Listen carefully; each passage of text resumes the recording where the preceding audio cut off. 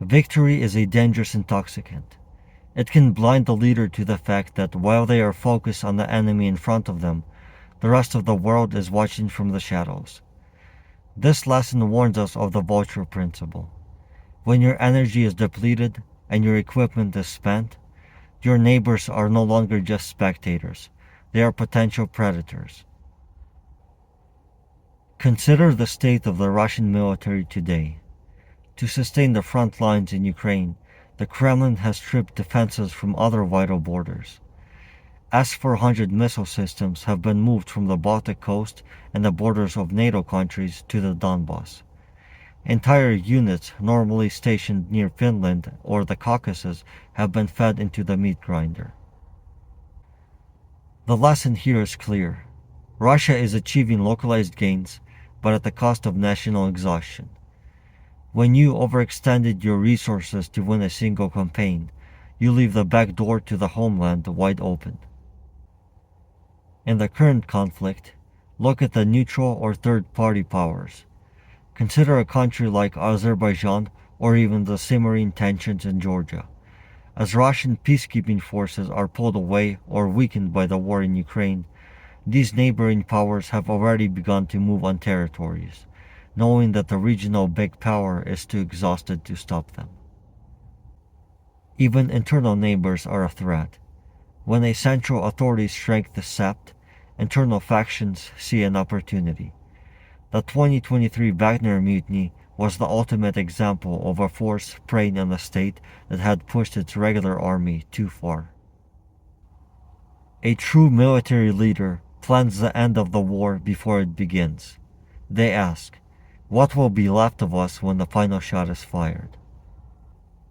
To avoid losing the homeland while you are winning the war, you must, first, assess third parties. Never assume a neighbor is friendly just because they are silent.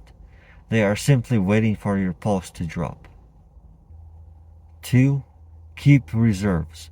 Never commit 100% of your strength to an offensive. You must hold back enough teeth to discourage the vultures. And 3. Avoid overextension. If victory costs you your entire air force and your treasury, you haven't won. You have just made yourself the easiest target in the room. Here is your war tip. Look beyond the current map.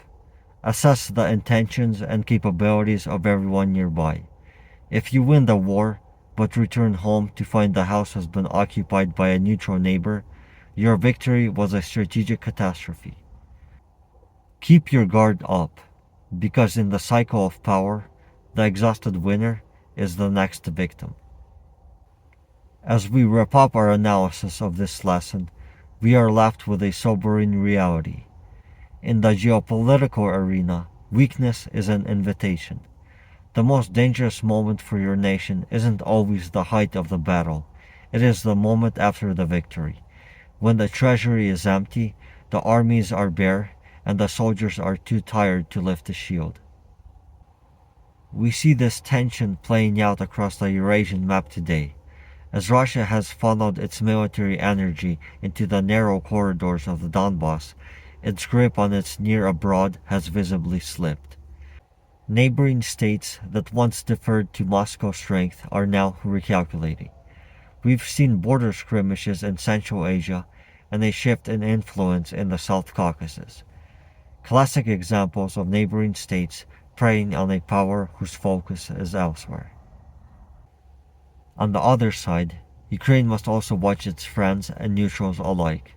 As the nation's equipment is spent and its infrastructure damaged, its long-term sovereignty depends on not becoming so exhausted that it becomes a permanent ward of third parties.